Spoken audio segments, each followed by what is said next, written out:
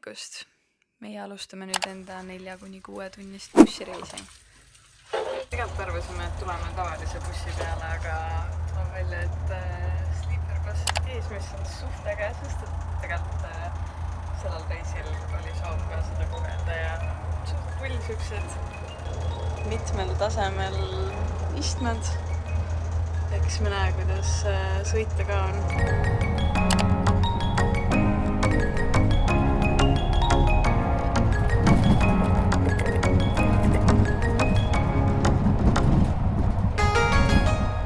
Buss troppis meid lihtsalt kuskile sadamasse, mis näeb väga suss välja. Aga kuidas me edasi saame oma sihtkohta, ma ei tea. Vähemalt me pole ainsad seljakotirändurid. Oh my god, kas on meie paat või?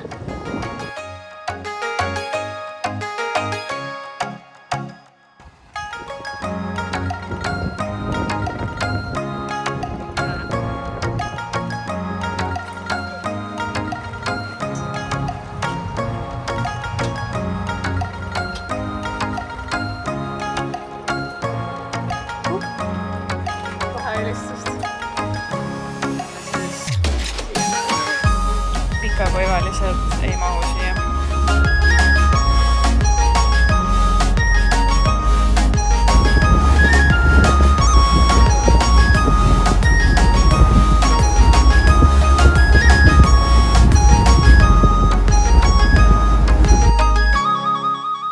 Me just jõudsime värskelt Katba saarele ja siit tuleb room tour.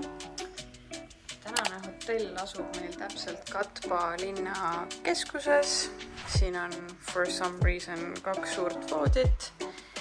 Siin on väike kapike, laud, seal on WC vannituba. Aken küll huvitaval kombel on siin üle koridori, ehk siis võib-olla päris paljalt ei tasu käia.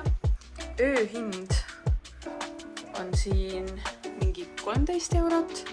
Ja see sisaldab hommikusööki ka. A few moments later. Me jõudsime Katba saarele ja me tulime siia sisuliselt ainult ühe asja pärast. Vietnam on väga tuntud ägeda looduse poolest ja just siin kandis on sellised ägedad paljud, mis tulevad veest välja ja selline hästi ikooniline vaade on seal ja paljud tulevadki siia selle kruiisi pärast. Nii ka meie. Saare esmamulje praegu on see, et suht turistikas, siin on lihtsalt ehituse otsa, hotelli otsa. Kõige populaarsem koht, kus kruiisi teha on muideks Ha Long Bay. Aga ma tegin oma researchi, sain teada, et on ka selline koht nagu Lan Ha Bay, mis on lähedal sellele Ha Long Bayle, aga ta võiks olla vähem turistikam, fingers crossed. Ma ei ole veendunud, kui palju vähem turistikam ta on, aga äkki natukene vähem rahvast. Homme saan raporteerida selle osas.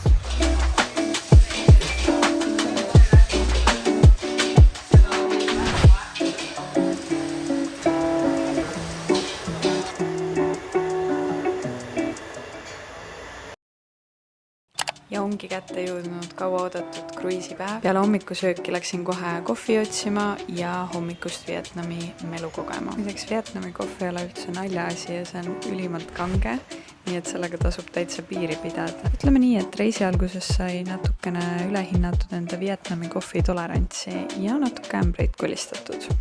Õnneks väga vara ärkama ei pidanudki, umbes kella 9 paiku tuldi meile täitsa hotelli juurde järgi ja asusimegi sadama poole teele. Esimese asjana me saimegi kohe näha Kai Peo hõljuvat kalastamiskülakest, ehk siis inimesed elavadki siin aastaringselt vee peal ja väga veider oli näha näiteks koeri seal maju kaitsmas ja lapsi sulgpalli mängimas, aga selline on seal elu. Ja väidetavalt on see külake eksisteerinud juba 7000 aastat. Tegelikult algus oli veits hirmutav, nii palju inimesi oli sadamas, aga praegu tundub täitsa okei. Ja paadi peal ka ainult 10 inimest, nii et selline mõnus väike seltskond, paat on suur.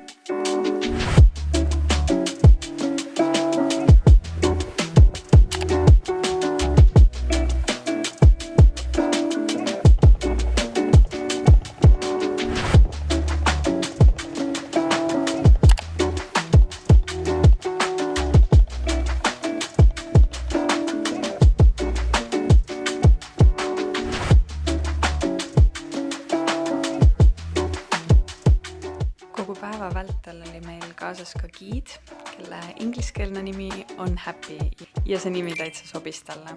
Ja minu meelest see oli nii tore, et ta oli kaasas, sest et ta on ise Katba saarelt pärit, mis on siis Lanha Bay lähistel ja ta teadiski kõiki ägedaid kohti ja oskas huvitavaid lugusid rääkida meile.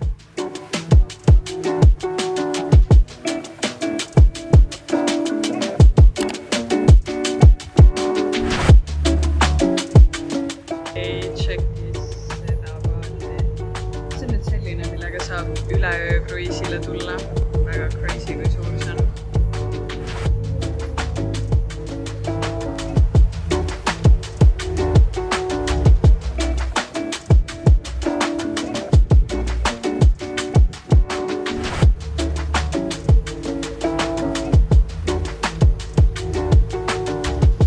Ja muidugi niipea, kui meil oli aeg oma kruiisilaev bambuspaatide vastu välja vahetada, otsustas ilmataat meile pulli teha.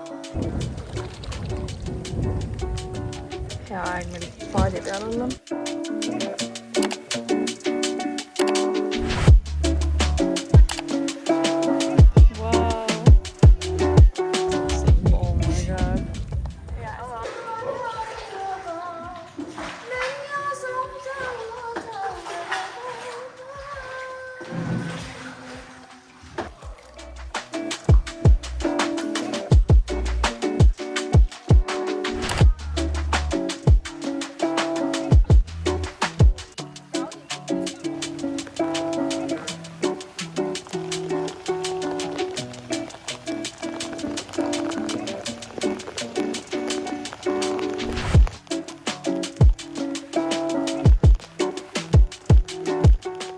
Ma isegi ei filminud kõike, sest kõht oli nii tühi, aga lõunasöök oli väga-väga rikkalik ja valmistati meile otse pardal.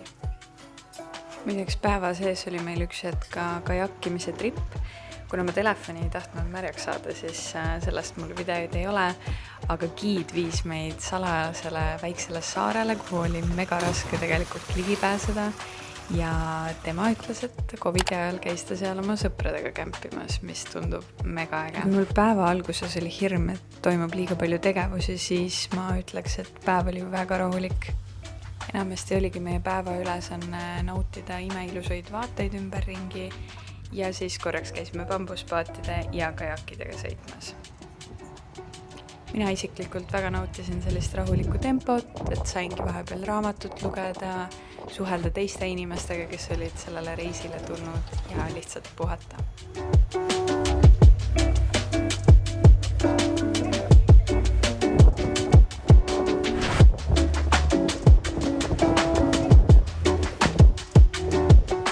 Ilm on täna selline küsildav olnud, suht pilvine päev läbi ja vahepeal isegi sadas vihma ja müristas ja lõi äikest, aga see on päris äge tegelikult, selline mõnus teistsugune vibe ja ma pean ütlema, et Lanha Bay on päris rahulik. Jah, me oleme loomulikult teisi paate näinud ka siin päeva jooksul, aga see on ikkagi väga rahulik võrreldes sellega, mis Halong Bay'l toimub, nii et kui tahta rahulikumat vibe'i, siis võib täitsa julgelt siia küll tulla. Enne kruiisile minekut tegelikult pikalt mõtlesime, kas minna mitmepäevasele või ühepäevasele, sest ka internetis inimeste arvamused on väga vastandlikud. Aga tagantjärgi ma olen väga rahul, et me võtsime ühepäevase, sest et selle ühe päevaga sai piisavalt näha seda imekaunist lahte ja tegelikult vaated ju korduvad. Seega mina julgeksin küll kõikidele oma sõpradele just ühepäevast soovitada. Kogu päeva kruiis kestab umbes 8 tundi, sisaldab endas ka imemaitsvat lõunasööki ja kõiki tegevusi ja selle maksumus oli 38 eurot inimese kohta. Pakkujaid on tegelikult meeletult palju, aga meie jäime väga rahule enda kruiisilaeva ja giidiga ja kui sul on huvi just selle spetsiifilise reisi vastu, siis anna mulle kommentaarides märku ja ma saan linki jagada.